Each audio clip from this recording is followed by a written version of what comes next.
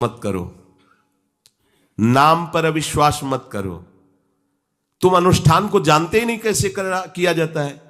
एक कामना की पूर्ति, तुम विश्व की कामना की पूर्ति कर सकते हो, विश्व की कामना की पूर्ति।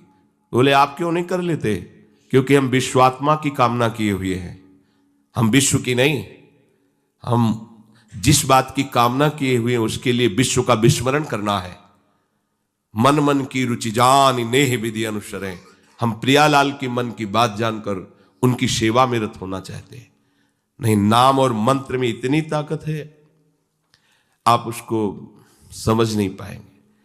आप विचार करके देखिए, जब कोई पवित्र अनुष्ठान कोई राक्षस करता था तो बहुत पहले से ही वो मदिरा त्याग देता था, मांस खाना त्याग देता था, दूसरे की निंदा करना त्याग देता था, अपवित्रता का त्याग कर देता। परम पवित्र ऋषियों की तरह होकर वो तब अनुष्ठान करता था। यद्यपि वो जगत विनाश के लिए अनुष्ठान होता, पर उसके लिए भी पवित्रता की ऐसी आवश्यकता थी।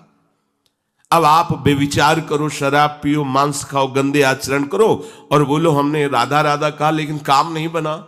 वो बोल रहे थे कि कितना भी बड़ा संकट हो, फिर बोल रहे हैं।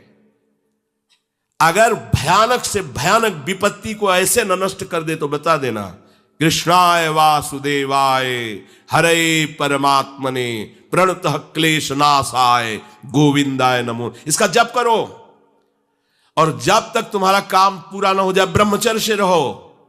झूठ मत बोलना, मदिरा मत पीना, मांस मत खाना, और ना काम हो जाए तो मैं बताना कि भारी से भारी विपत्ति का नाश करके भगवान श्री कृष्ण का आश्रय उसे ऊंचे उठा देगा, इस जगत की धरा से उठा देगा। विश्वास नहीं?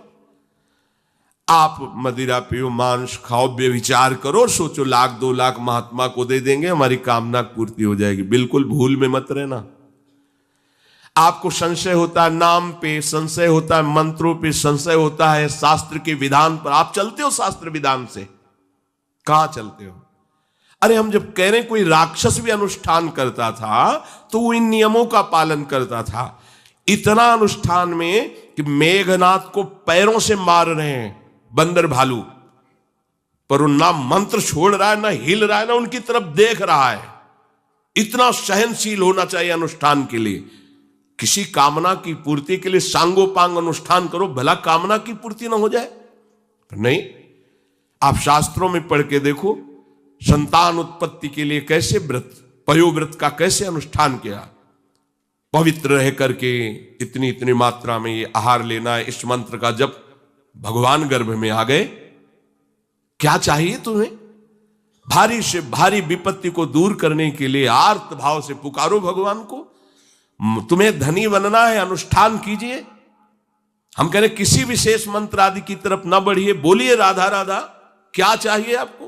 कृष्ण कृष्ण बोलिए। सब मंत्रों का सार है नाम में, आप बोलिए तो नाम। पवित्र होइए, गंदे आचरण छोड़िए। क्या चाहिए आपको? भगवान का नाम जहां गूंजता है वहां ऐश्वर्य अपने आप चरणों में लौटता है। अब छल कपट करो, हिंसा करो, गंदे आचरण करो, सोचो हम बहुत बड़े धनी बन जाएं, तो दुष्कृति का फल दरिद्रता और दुख होता है। सुकृत का फल ऐश्वर्य और सुख होता है। अब लगाओ तुम कांटेदार वृक्ष और चाहो कि हमको रसीला फल प्राप्त हो, तो इसे मूर्खता ही कहते हैं। फिर दोष देता है काल, कर्म, ईश्वर को, शास्त्रों को, मंत्रों। अरे कुछ नहीं, नाम मंत्र में जरा सी भी अनुष्ठान में त्रुटि हो जाए तो उसका फल बदल जाता है। आप कहां अनुष्ठान कर रहे हैं? कौन सा अनुष्ठान कर रहे हैं? सबसे पहला नियम अनुष्ठान का होता है पवित्र आचरण, ब्रह्मचर्य, सत्यवाद, पवित्र भोजन, संयम से। कोई भी अनुष्ठान कर, किसी भी विषय का अनुष्ठान करके देखो, अभी हो जाएगा। ये तो हमसे नहीं होगा, तो फिर आप बड़ी बड़ी कामनाएं करते हो, हवा में कामनाएं पूर्ण हो जाएंगी। किसी की भी काम, किसी का भी महाबली या तेजस्वी पुत्र पैदा हुआ, उसको देखो कैसे रहा है, उसके माता पिता कैसे आचरण किए हैं। 10,000 वर्ष तक भगवान श्री हरि में मन लगाकर निरंतर मंत्र जपने पर कश्यप और विंता जी ने भगवान गरुण जी को प्रकट किया। भगवान गरुण जी श्री हरि के वाहन, प्रथम पुत्र अरुण जी जो सूर्य के सामने बैठे हुए हैं, सारथी बने 10,000 वर्ष। करदम जी भारी तपस्या करके पत्नी प्राप्त कर रहे हैं, तो भगवान स्वयं कपिल देव जी के रूप में अवतार ले रहे हैं। बिना भजन के, बिना पवित्रता के, बस कामनाओं की पूर्ति, हवा में कामनाओं की पूर्ति हो जाएगी। मनमानी आचरण, कुछ नींबू काट दो, उसमें सिंदूर रख दो, या कलावा बांध दो, या अंगूठी बांध लो, या जंतुर मंतुर बांध लो, भस्म, इनसे कुछ होगा? कुछ नहीं होगा। राधा राधा राधा राधा राधा, जो कर चाहोगे हो जाए, पर पवित्र आचरण, साथ में पवित्र आचरण हो। एक किसान भी अन्न बोता है तो खेती को तैयार करता है। आपको अपने हृदय की भूमि तैयार करनी होगी।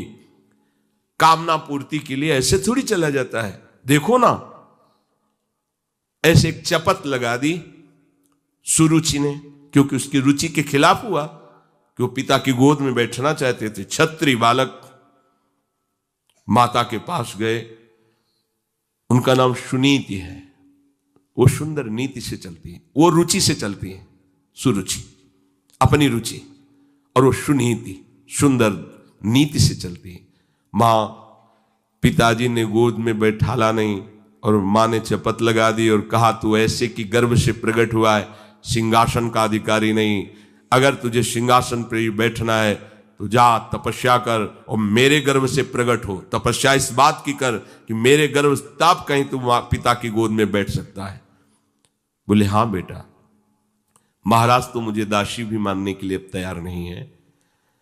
बेटा, भगवान नारायण का जिसने आश्रय लिया उसकी कोई कामना अधूरी नहीं रही। जाओ तुम भगवान श्री हरि का आश्रय लो, वही तुम्हारी कामना की पूर्ति करेंगे। मेरे में तो कोई सामर्थ्य नहीं, पर मैं आशीर्वाद देती हूं। मेरा आशीर्वाद कवच की तरह तुम्हारी रक्षा करेगा। 5 वर्ष का बालक चला भगवान की प्राप्ति के लिए। वो प्रेम नहीं चाह रहे हैं, वो पद चाह रहे हैं। कैसे जीवन व्यतीत किया देखो। 6 महीने की बात। बोले 6 महीने में, 6 महीने में एक छोटा सा बालक इतना कष्ट सह रहा है। 6 महीने तो बहुत समय हो गया। भगवान तो इससे भी बहुत करुणा में, एक आर्त पुकार में उपस्थित हो जाते हैं। एक बार जिन नाम ली हित सो होय अति दीन। अगर कोई कामना नहीं है, केवल प्रभु की मिलन की चाह है और हृदय आर्त भाव से पुकार दे, तो दूसरा नाम नहीं लेना पड़ेगा। एक बार जिन नाम ली हित सो होय अति दीन, ताको संग न छाड़हि ध्रुव अपनो कर लीन। ये महारसिक शेखरों के वचन है, कोई ऐसे मिथ्या वचन थोड़ी। श्वास को भी रोक लेते हैं। भगवान का जो मंत्र श्री देवर्षि नारद जी ने दिया उसी का ध्यान कर रहे हैं। ऐसा पद मिला कि सप्त ऋषि परिक्रमा करते हैं। ना उनके पिता को मिला, ना उनके पितामह को मिला। इसके आगे तो है ही नहीं। वो उत्तानपाद, महाराज मन, ब्रह्मा, बस ऐसा पद मिला कि किसी को पद नहीं मिला। पर आप देखो कामना की पूर्ति के लिए कैसे निष्ठावान हो करके, प्राणों को समर्पित करके भगवान की आप बीड़ी सिगरेट पियो, प्याज लहसुन मांस मछली दुनिया की दलित दुराएं करो, हाँ हमारी कामनाओं की पूर्ति हो जाए। बेकार बकवास करते हैं लोग आकर। परमार्थ को एक हंसी बना दिया है, एक मजाक बना दिया है। संतों को एक नाटक बना दिया है। संत मार्ग को एक उपहास का स्वरूप बना दिया है। हमारी ये कामना की पूर्ति कर दो। उनका जीवन कामना की पूर्ति के लिए तुम्हारे है। अरे तुम्हें निष्काम करके भगवत साक्षात्कार कराने के लिए कि छोटी मोटी जिनमें तुम फंस कर तुम्हारी दुर्गति हो रही, उसी में और वो बढ़ावा देने के लिए। पर संसार तो अपनी बात मानता है, उस ना शास्त्र की बात मानता है ना संतों की। भगवान कह रहे हैं वो सुकृति है जो मेरे से धन चाहते हैं, दुष्कृति तो आ ही नहीं सकता। तो आप सुकृति के आचरण करो। बड़ा विचित्र भाव है संसार का। अभी आप सुन रहे थे प्रेमानंद जी महाराज को। अगर वीडियो अच्छे लगे हों तो मेरे संपूर्ण रहस्य चैनल को लाइक करें, सब्सक्राइब करें, शेयर करें, बेल आइकन को भी प्रेस कर दें ताकि मेरे आने वाली वीडियो की नोटिफिकेशन सबसे पहले आपको मिले। और कमेंट में राधे राधे लिखना ना भूलें। और सभी को राधे राधे।